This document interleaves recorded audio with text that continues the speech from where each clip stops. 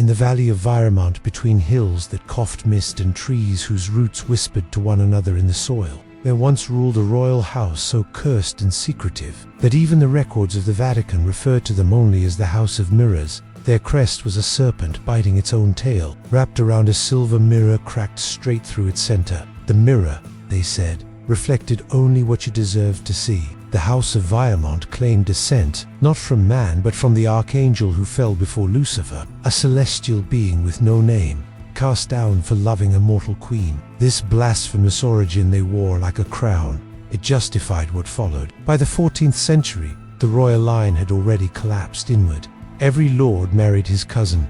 Every queen was also an aunt. They did not send their sons to wed foreign princesses. They wedded them to daughters born of their sisters, to preserve the divine thread, they said, to keep the light unbroken. And light was indeed strange in Viremont. The sun never quite touched the valley. Daylight came like pale milk through gauze. The people were sickly, with 2 smooth faces and 2 large eyes. Their speech was slow, heavy, but their lords were beautiful, terribly so.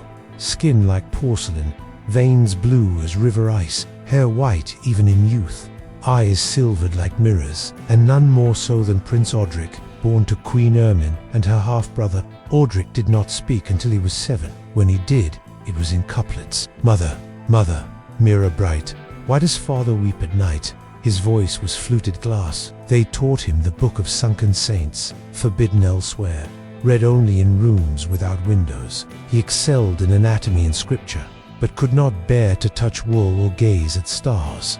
Too common, he said, too loud. He was betrothed at age 10. To his sister, of course, Princess Lise, a child with eyes that never blinked. Nurses found the two playing silently in crypts beneath the palace. One time, they opened Odric's chest and pressed a dead sparrow to his heart. Lise whispered, "It will dream again." The archbishop who objected to the union vanished. Only his robes were found, soaked and stuffed into the hollow of a tree. The wedding took place in the winter of 1321. The guests were few, no foreign dignitaries, no peasants, only the bloodied kin, those who bore the mirror mark behind their ears. They drank wine, dark as ink, and danced in silence. Odric and Lise were crowned as king and queen of the bleeding line. That night, the mirror in the grand hall cracked further. The children of Odric and Lise were said to be too beautiful for the world, born in veils, skin like frostbitten pearl. One, named Serel, could hum in 3 tones at once. Another, little Mia, had no shadow. The midwives claimed she drank milk with her eyes, but none of them lived past 16. The family buried them in the Orchard of Bones, a place where no grass grew. Lise did not cry. Odric did not speak. They returned to their chambers, where the walls were lined with mirrors, turned to face inward. The problem, according to the whispering archivista, hooded man who kept the family's secret history chained in silver, the dilution of the divine. He proposed a deeper union, a ritual sealed in the Book of Hollow Thrones, inked in ash and lamb's blood.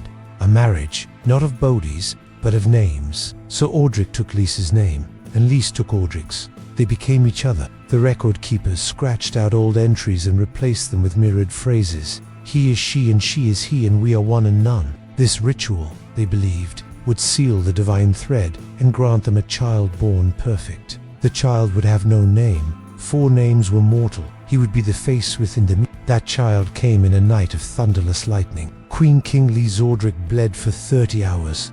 No cries, only the tolling of the 13 silver bells. When the child emerged, it had no eyes, only skin grown smooth across the socket. It cooed in perfect Latin. It laughed without sound. The court fell to their knees. They named it Null, but Null would not grow. At 3 years old, it was still the size of a newborn. At 7, its skin had hardened like ivory. It began to speak not in words, but in dreams. Servants awoke sobbing. One flung herself into the frozen river. Another bit off his own fingers, whispering, "The mirror saw me." The archivist declared Noel to be too devout. He must not be seen directly. So they built the Tower of Turning Glass, far from the palace. No doors, only mirrors. The child would live inside it, fed by reflection, named only in thought. And still, the orchard filled. One night, Lise Odric descended to the crypt, seeking counsel from the reliquary of skulls. There, she found the bones of the archbishop, and carved into his ribs, a phrase, "Even angels go blind staring at themselves."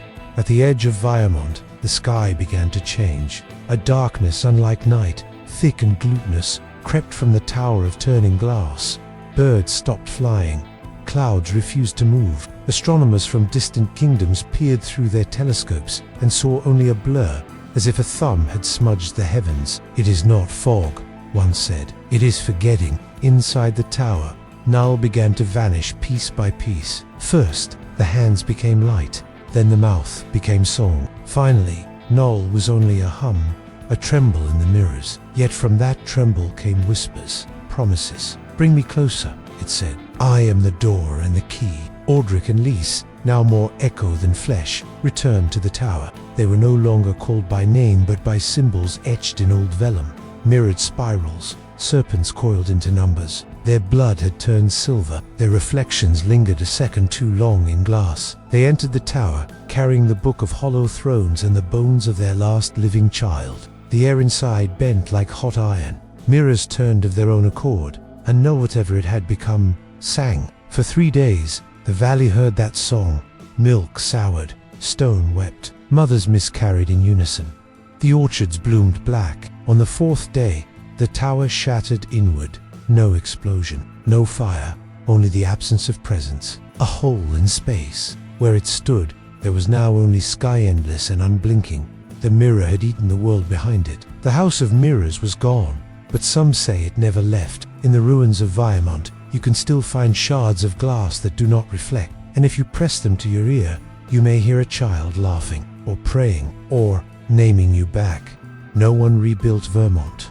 No maps mark it. The land denies memory.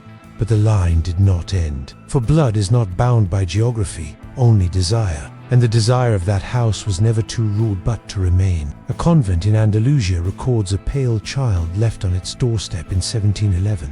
Silent for 7 years, eyes like silver frost. At night, she painted mirrors with her fingers, though she had no ink.